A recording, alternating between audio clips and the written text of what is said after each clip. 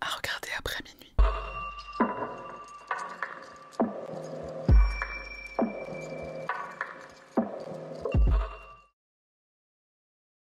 Salutations, moi c'est Sarah, bienvenue sur ma chaîne et on y va sans plus tarder. L'affaire du jour nous emmène dans l'état de Washington au nord-ouest des États-Unis. Un état connu pour ses parcs nationaux, ses sentiers de randonnée panoramiques et ses montagnes volcaniques. Plus de la moitié du territoire est composé de forêts de pins, c'est le décor parfait pour fêter l'arrivée de l'automne.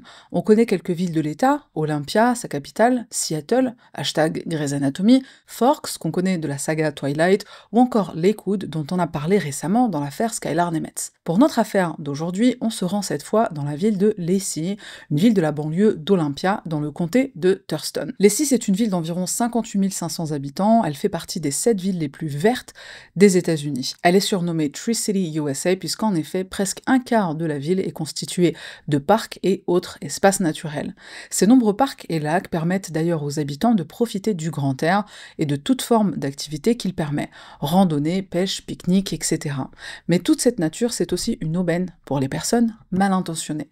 Lacey a un taux de criminalité plus élevé que la moyenne des États-Unis, avec 34 crimes pour 1000 habitants. Les forêts alentours semblent être le paradis pour les criminels, idéal pour cacher leurs méfaits ou pour enterrer leurs victimes mortes ou vivantes. Le dimanche 16 octobre 2022, il fait beau et encore doux pour la saison.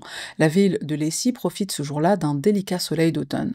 Au 380 de la rue Rosberg, Young-Suk Han, une femme de 42 ans et ses enfants, Crystal, 21 ans, et Jae, 11 ans, montent en voiture pour aller à la messe comme tous les dimanches. La famille est installée depuis 4 ans dans le quartier.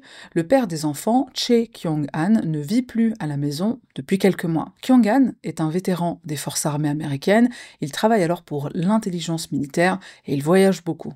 Il a à son actif plus de 30 ans de service, il a obtenu plusieurs décorations, mais ses nombreux déploiements lui laissent des traces, des blessures et des maladies qui lui valent un taux d'invalidité à 100%. Il touche une pension d'invalidité du ministère des Anciens Combattants et il n'a plus besoin de travailler. Alors, de toute façon, il ne peut plus. Mais Kyung-han, il a aussi des problèmes de colère. Il lui arrive d'être violent. C'est pour cette raison qu'en 2021, une mesure d'éloignement est demandée par Suk-han. En 2022, elle initie une procédure de divorce. La mesure d'éloignement finira par être annulée pour que Kyung-han puisse continuer à voir ses enfants et à côtoyer sa future ex-femme. En octobre 2022, il ne réside plus dans la maison familiale, on ne sait pas trop où il vit, mais on sait qu'il revient tous les dimanches, passer un peu de temps avec ses enfants et faire ses lessives par la même occasion. Ce dimanche-là ne fait pas exception, et quand Suk-han et les enfants rentrent de l'église, ils remarquent le minivan de leur père, une Dodge Caravan, année 2006, garée devant l'allée de la maison. Kyung-han est là, et ça tombe bien, sa femme veut parler divorce, et plus précisément, elle veut parler séparation de biens et d'argent. Pas fun, mais nécessaire, surtout avec des enfants à charge. Suk-han demande à Crystal et Jae d'aller en ville après la messe pour qu'elle puisse parler avec papa, seule à seule. Suk-han gare sa Prius dans l'allée et tout le monde descend. Crystal entre dans la maison pour prendre les clés de sa voiture à elle. Elle n'aperçoit pas son père, tant pis, elle le verra en rentrant. Elle monte ensuite dans sa voiture avec son petit frère et les deux se mettent en route. Ils quittent la maison vers 12h30, direction les magasins pour faire un peu les boutiques. Ils vont ensuite chez Baskin Robbins pour acheter une glace et un milkshake. Quelques minutes avant 13h, le 911 reçoit un appel, il est émis depuis une Apple Watch. Alors on a tous vu les publicités pour l'Apple Watch qui montrent comment elle peut nous sauver en appelant toute seule les secours après un accident de voiture, par exemple une chute ou autre. Même si elle est souvent utilisée pour autre chose comme le calcul du nombre de pas, l'heure, la date, la météo et activités sportives en tout genre, elle l'est très rarement pour des urgences. Dans notre affaire, l'Apple Watch en question lance donc un appel et le dispatcher répond 911, quelle est votre urgence? Et la réponse de l'interlocuteur lui glace le sang. 911, what are you reporting?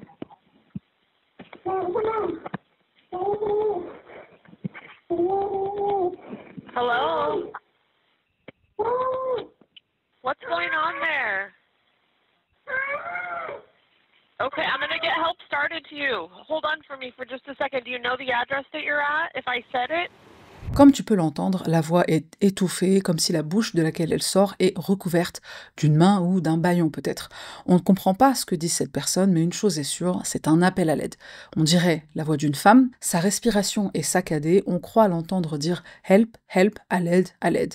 La personne au dispatch essaie de comprendre quelle est l'urgence, mais elle voit bien qu'il s'agit d'une situation extrême. Elle rassure son interlocutrice, elle envoie une équipe sans tarder et elle reste en ligne en attendant que ses collègues arrivent. La femme crie encore, puis elle se met à pleurer. L'appel entier est vraiment terrible à entendre. À un moment donné, on comprend que la femme en détresse a dû changer de pièce puisque d'un coup l'acoustique est très différente, sa voix résonne, comme si elle était dans un garage. Ensuite, on entend un bruit mécanique, comme un volet roulant qui s'ouvre ou qui se ferme. Et la voix de la femme se fait de moins en moins forte, elle semble s'éloigner. On entend aussi un chien qui aboie, et puis plus rien. L'interlocutrice du 911 lui dit « Allô, madame ?» mais il n'y a plus rien, plus un son. Le temps de l'échange, au total environ 15 minutes, permet à ce que le lieu de l'appel puisse être tracé grâce aux antennes relais. Une équipe de police y est envoyée de toute urgence. Ils n'ont aucune idée de ce sur quoi ils vont tomber. Le motif de la demande d'intervention est problème non identifié. L'équipe arrive très vite sur place, à peine quelques minutes après la notification de la demande. Et quand ils arrivent, la maison est silencieuse. Seul le chien aboie encore et encore. La porte du garage est grande ouverte et il n'y a pas de voiture garée à l'intérieur. Plus étonnant encore, la porte qui mène du garage à l'intérieur de la maison, elle, est aussi grande ouverte. L'Apple Watch de laquelle est émis l'appel au 911 est là, par terre, dans le garage, l'écran est totalement explosé. Elle est toujours connectée au 911 et dans l'enregistrement, on entend d'ailleurs les policiers arriver. Police department! Lacey Police Department, if you're inside, make yourself known! Les policiers arrivent, mais impossible de retrouver la personne qui a émis l'appel. Il n'y a personne sur place. La femme qui émet cet appel d'urgence, c'est bien sûr Suk-han, et ce n'est pas la première fois que la police intervient chez elle. En août 2021, Kyung-han est arrêté pour violence conjugale. Il frappe Suk-han et il lui cache son téléphone. Si on veut connaître l'histoire plus en détail, la voici. Suk-han fait la rencontre d'un homme avec lequel elle va faire un écart. Quand elle le dit à son mari, bien sûr, il est furieux. Il exige d'elle qu'elle lui écrive une lettre d'excuse si elle veut qu'ils travaillent ensemble sur leur couple. Et elle va le faire. Mais ce n'est pas là que ça explose. Des mois plus tard, le couple est au bord de la rupture. Kyung-han change alors les accès de son compte en banque, mais aussi ceux du compte joint du couple. Quand Suk-han s'en rend compte, elle change aussi les accès de son compte personnel, de peur que son mari ne prenne son argent. En sentant le divorce approcher, Suk-han récupère la lettre d'excuse qu'elle a écrite à Kyung-han il y a des mois. Cette lettre, c'est une confession écrite de son adultère, et dans un contexte de divorce, c'est une arme entre les mains de son mari. Mais le soir du 28 août 2021, Kyung-han est enragée. Suk-han est sortie, et quand elle rentre après minuit, elle va se coucher dans la chambre du couple. Ils sont en voie de séparation, donc ils font chambre à part. Dans la chambre d'amis qui est la sienne, Kyung-han ne dort toujours pas, il est furieux, il voit que la lettre a disparu et il réalise aussi qu'il n'a plus accès au compte bancaire de Suk-han. Il décide de se lever et de la confronter. Il va dans sa chambre, une dispute commence, le ton monte, Kyung-han prend le portable de sa femme et lui dit qu'il ne lui rendra que si elle rend la lettre. Mais Suk-han ne veut pas. Kyung-han cache le téléphone dans sa chambre à lui et quand Suk-han entre dans la pièce pour le récupérer, c'est là qu'arrive le geste de trop. Kyung-han attrape sa femme par le bras, il la tire, il la pousse, il la jette au sol. Terrorisée, Suk-han court dans la chambre de Crystal et depuis le téléphone de sa fille, elle appelle le 911. En ligne avec le dispatch, elle chuchote qu'elle a besoin d'aide. Quand la police arrive, Suk-han est dans tous ses états. Elle est réellement terrifiée. Elle parvient à peine à expliquer ce qu'il vient de se passer. Kyung-han est arrêtée à 4h30 du matin et une mesure d'éloignement est demandée par sa femme. Et ensuite, elle demande le divorce l'année suivante, soit en 2022. Et ça nous amène à ce dimanche 16 octobre 2022. Crystal et son petit frère arrivent à la maison un peu après l'arrivée des enquêteurs et les enfants racontent qu'ils sont allés en ville pour laisser leurs parents discuter entre adultes. Ils sont partis environ 30 minutes seulement. Crystal indique que seuls ses parents et elle-même ont une clé de la maison et là, Crystal remarque un message sur son portable. Alors qu'elle conduit sur le chemin du retour, elle reçoit un SMS qu'elle ne voit pas tout de suite puisqu'elle est au volant, donc tout à son honneur, elle conduit sans regarder son portable. Mais ce SMS, c'est un message d'urgence d'urgence envoyé depuis le portable de sa mère, ou plutôt depuis son Apple Watch. L'Apple Watch a détecté une chute brutale et le SMS dit « SOS urgence ». Maman a appelé les services d'urgence depuis cette localisation après que son Apple Watch a détecté une chute violente. Vous recevez ce message parce que maman vous a désigné comme contact d'urgence. À la suite du message, il y a un plan, c'est la localisation de l'urgence, la maison familiale. La meilleure amie de Sukhan rejoint les enquêteurs et les enfants à la maison. Elle aussi a reçu le même message que Crystal, puisqu'elle aussi est désignée comme contact d'urgence dans le portable de Sukhan. Elle rapplique après avoir reçu le message d'urgence pour vérifier comment va son amie. Elle est au courant que cette dernière subit des violences conjugales. Elle rapporte des menaces que son mari a faites. « Si je dois tomber, je ne tomberai pas seule ». Alors on dirait qu'elle a tout prévu de tomber et de l'entraîner avec lui dans sa chute. À l'arrivée des policiers, le minivan de Kyung-han n'est plus là, la voiture de Sukhan non plus, ni dans l'allée ni dans le garage. Elle est retrouvée plus tard à quelques rues de là, garée devant la voie Wardell au numéro 73 726. De retour à la maison familiale, on constate qu'elle est sans dessus-dessous, comme s'il y avait eu une bagarre. Le téléphone de Sukhan est retrouvé sur place, mais comme pour sa montre, l'écran est explosé. Et plus inquiétant encore, des morceaux de scotch sont découverts, des cheveux correspondant à ceux de Sukhan sont collés dessus. La police réagit très vite. On récupère les témoignages des enfants, de l'ami, de Sukhan et des voisins ou des passants, si jamais il y a eu un témoin de la scène. Les vidéos des caméras de surveillance du quartier sont aussi saisies et analysées dans la foulée. Et ce qu'elles montrent est terrifiant. Une des vidéos, prise depuis la maison située en face de celle de Sukhan et de ses enfants, montre un homme en t-shirt blanc qui ouvre la porte du garage pour y faire entrer un minivan, puis on le voit refermer la porte derrière lui. Il s'agit du minivan de Kyung-han, et Crystal reconnaît son père sur ces images. Quelques minutes plus tard, le minivan est vu par une autre caméra, roulant à vive allure et s'éloignant du domicile familial.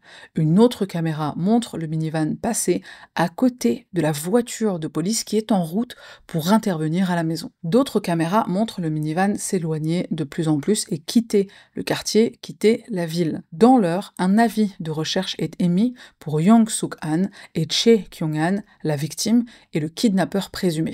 L'avis de recherche est envoyé par SMS, transmis sur les réseaux sociaux, et les enquêteurs demandent à la population d'ouvrir l'œil et de les prévenir si Suk-han ou Kyung-han ou son minivan sont aperçus. Mais ils reçoivent très peu de réponses. La nuit tombe et toujours pas de nouvelles de Suk-han.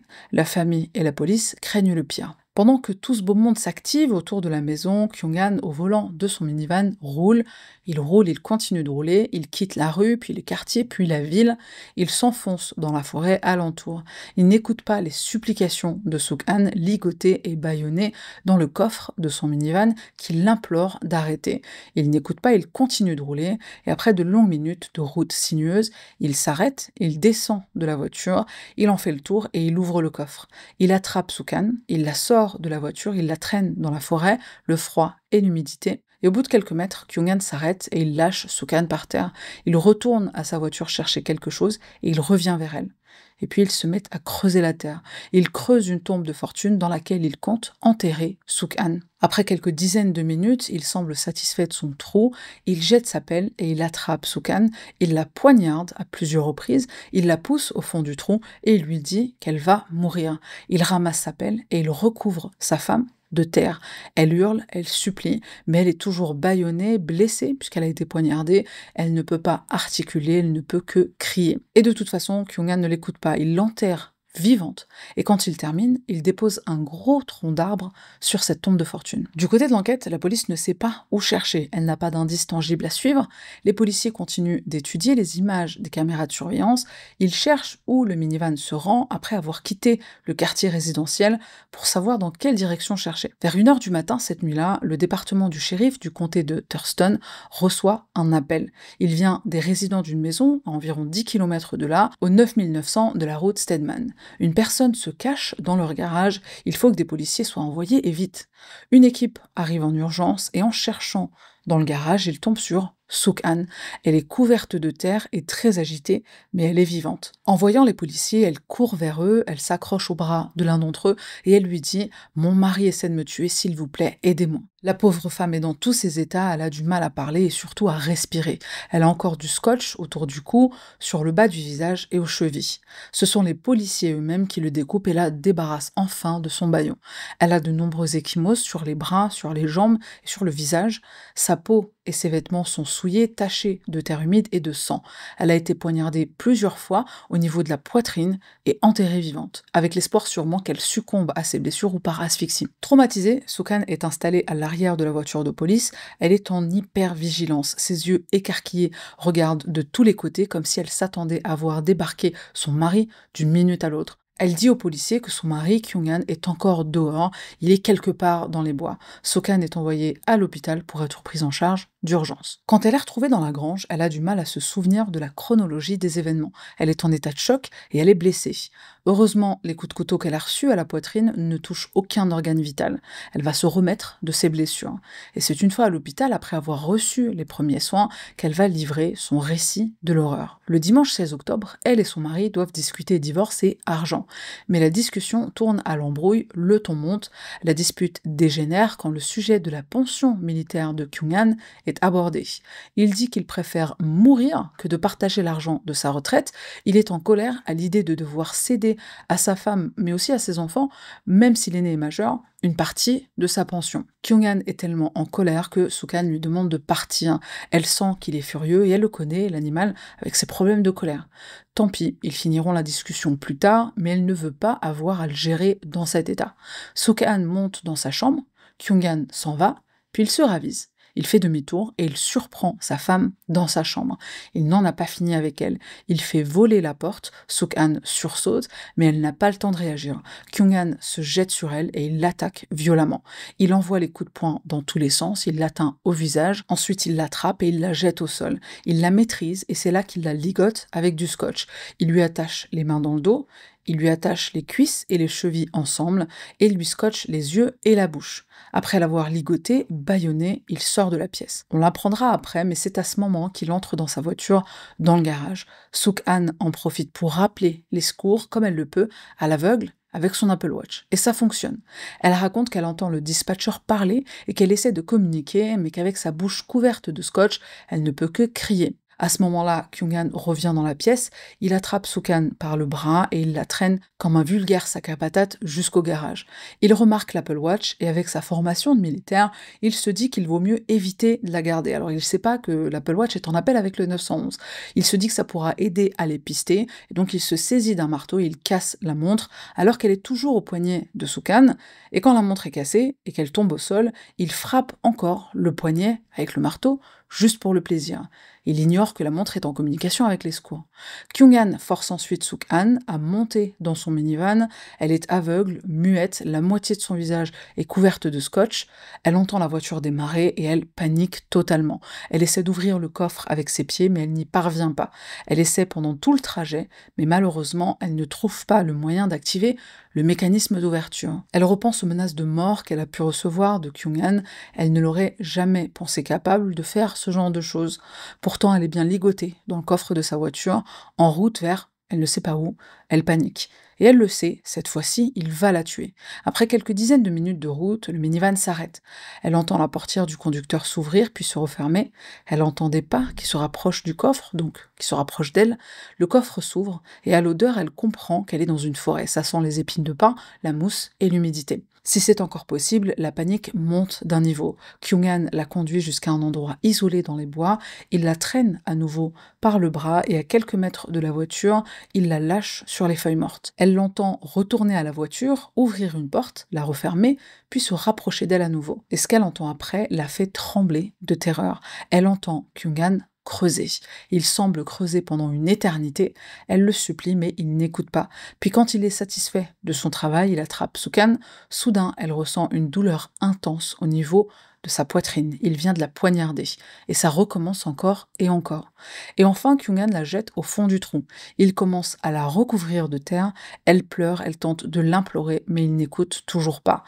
Et elle va avoir la brillante idée de se tortiller la tête, de bouger son visage pour que la terre ne colle pas totalement autour de son nez et de sa bouche. Et ça fonctionne. Alors que la tombe se rebouche autour d'elle, elle parvient à garder comme une bulle d'air autour de son visage et elle peut continuer à respirer. Quand Kyung-han finit de reboucher autour d'elle son piège diabolique, il recouvre le tout d'un tronc d'arbre bien loin. Soo-kan est recouverte de quelques dizaines de kilos de terre et de bois. Elle entend Kyung-han au-dessus, à la surface, et là, patiemment, courageusement, elle attend que la voie soit libre. Elle pense à ses enfants, elle ne peut pas les abandonner, elle va tout faire pour sortir de cette tombe. Kyung-han finit par s'éloigner, pensant qu'elle va s'étouffer ou se vider de son sang et mourir. Mais bien qu'elle soit coincée sous le tronc d'arbre et sous de la terre, elle réussit à défaire le scotch de ses bras. Peut-être que l'humidité de la forêt aide, peut-être que la panique, la peur, l'adrénaline et surtout sa détermination lui donnent une force incroyable. Quoi qu'il en soit, ses bras sont libérés. Elle creuse alors jusqu'à la surface. Elle sort son visage de sous la terre et elle respire enfin. Elle retire le scotch de ses yeux. Il fait nuit, elle a passé presque 10 heures dans ce trou. À quelques mètres de là, elle aperçoit le minivan de Kyung-han. Il y a de la buée sur les fenêtres et une lumière à l'intérieur. L'angoisse la reprend de plus belle, et s'il la voyait, elle retire le scotch de ses chevilles et elle se met à courir dans la direction opposée. Elle court le plus vite possible, elle pleure à grosses larmes, elle voit de la lumière au loin à travers les arbres, une maison, elle est sauvée. Après une course d'une vingtaine de minutes dans la forêt, elle arrive enfin à la maison du 9900 de la route Stedman. Et la suite, on la connaît. Vers 19h30 le lendemain, la police reçoit un appel. Un véhicule suspect est stationné sur le sentier Chehalis sur la route Stedman. On n'est pas loin de là où a été retrouvé Soo-kan plus tôt la nuit précédente. Une unité est envoyée. Kyung-han est appréhendé dans sa voiture. Pourquoi est-ce qu'il revient sur la scène du crime? Il est à la recherche de Soo-kan, puisqu'il a remarqué la tombe vide au petit matin. Donc il la cherche depuis, mais en vain. Cheh. L'expression « un tueur revient toujours sur la scène de son crime » n'aura jamais eu autant de saveur. Après quelques heures en garde à vue, Kyung-han est incarcéré à la prison du comté de Thurston le 18 octobre. Plus tard dans la journée, la police retrouve la tombe. L'endroit correspond à la description de Soo-kan, dans les bois, à l'ouest de la route Rainier et au sud de la route Stedman, dans une allée couverte de branches et d'arbres abattus. Au bord de la clairière, il y a un tas d'arbres, et sous les arbres, la tombe. Soo-kan a eu de la chance que son mari ait été négligent, ou peut-être flemmard, ou peut-être qu'il pensait l'avoir poignardée au niveau du cœur ou des poumons. La tombe, qui fait 1,80 m de long pour 90 cm de large, est profonde de seulement 50 cm. S'il avait pris le temps de bien faire les choses, Soo-kan n'aurait pas réussi à s'en sortir. À l'intérieur du trou, les forces de l'ordre retrouvent une bande de scotch similaire au scotch retrouvé dans la maison et sur Soo-kan. Sur le scotch, les cheveux correspondent aux siens. Et à côté de la tombe, on retrouve aussi un morceau de scotch avec des éclats de l'écran de l'Apple Watch. Chae Kyung-han est officiellement inculpé. Il est accusé de tentative de meurtre au premier degré, d'enlèvement au premier degré, d'agression au premier degré, de violence domestique et de harcèlement avec menace de mort. Le 19 octobre 2022, lors d'une audience préliminaire devant la Cour supérieure du comté de Thurston, l'avocat de Kyung-han, Ahmed Jenkins, demande que sa caution soit fixée à 150 000 $. Mais Soo-kan, à travers une lettre lue à haute voix au tribunal par son avocat, plaide contre cette caution. Elle n'est pas présente parce qu'elle est encore en traitement intensif pour les dommages psychologiques qu'elle a subis. Mais elle demande à ce qu'aucune caution ne soit fixée pour Kyung-han. L'avocat lit les mots suivants. J'ai vraiment peur pour ma vie, j'ai très peur de lui, il me tuera s'il est libéré. Et sa demande est entendue et acceptée. Kyung-han reste détenu sans caution dans la prison du comté de Thurston. Quand le procès s'ouvre, Chae Kyung-han, 54 ans, plaide non coupable de toutes les accusations contre lui. Mais il change de tactique en cours de route. Sur les conseils de son avocat, il plaide finalement coupable de tentative de meurtre, mais au second degré, et de violence domestique, et ça lui permet un accord de plaidoyer avec le tribunal. Oui, j'ai eu l'intention l'intention de causer la mort de ma femme, explique Kyung-han, et j'ai bien failli le faire. Je l'ai kidnappée, je l'ai emmenée dans les bois, je l'ai agressée, et je l'ai placée ligotée dans un trou et recouverte de terre. Si je pouvais revenir en arrière, je ne rentrerais pas dans la maison ce jour-là. Je ferais demi-tour et on n'en serait pas là. Alors à l'entente, c'est seulement à partir du moment où il entre dans la maison que tout va mal, tout le reste aurait été évité ou évitable. Il aurait surtout dû accepter que sa femme voulait divorcer. Il aurait surtout dû accepter de la laisser partir. Il s'excuse quand même d'avoir causé de la peine à tout le monde et il adresse quelques mots à ses enfants. Je vous aime de tout mon cœur, vous représentez tout pour moi, vous êtes mon cadeau le plus précieux du ciel. Alors, on n'arrache pas leur mère à des enfants qu'on aime, en plus en l'enterrant vivante. Le traumatisme de cette tentative de meurtre, il n'est pas seulement pour Soo-kan, mais aussi pour ses 2 enfants. La nouvelle stratégie de défense pour Kyung-han va consister à aller puiser dans son passé, le grand classique de « j'ai des traumatismes ». Son avocat, Maître Jenkins, évoque des problèmes de santé mentale dont souffrait son client. Il souffrirait en effet de symptômes de stress post-traumatique à la suite de ses années de service et de déploiement militaire, mais aussi à cause du divorce qui l'a rendu sans domicile fixe et l'a isolé de sa famille et de ses amis. Et avec ça, qu'est-ce qu'on essaie d'obtenir? Pas un verdict non coupable, faut pas abuser, on cherche une peine moins lourde, évidemment. Soo-kan, après avoir raconté son histoire aux membres du jury, exprime sa peur terrible de la récidive de son mari, un homme qu'elle décrit comme intelligent, très entraîné et avec un tempérament violent. Le 22 avril 2024, la Cour supérieure de Thurston rend son verdict. Chae Kyung-han est reconnu coupable de tentative de meurtre au 2e degré et de violence domestique.